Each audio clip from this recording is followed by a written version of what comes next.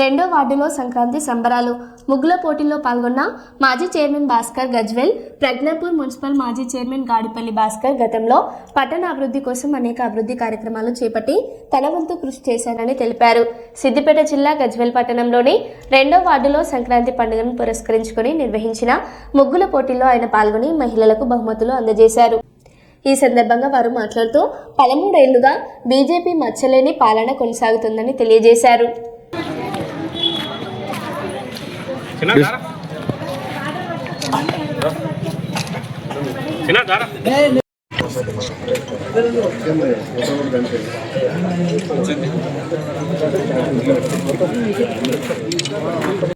అందరికీ ప్రైజ్ ఇవ్వలేదు కాబట్టి కొద్దిగా జడ్జెస్ కల్పించిన విధంగా ప్రైజ్ అయితే జరిగింది. కాబట్టి వేరే వాళ్ళు బాగా వేయలేదని కాదు, అందరికీ చాలా బాగున్నాయి. ఎందుకంటే ఈ